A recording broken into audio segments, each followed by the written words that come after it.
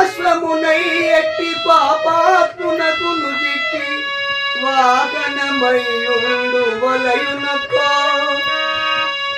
రాత్రులయందు నేరమణినై వర్తిల్చి దుష్ట మానవుల చేత కష్టమెంతో అల్లకారములు నమరుట లేకయి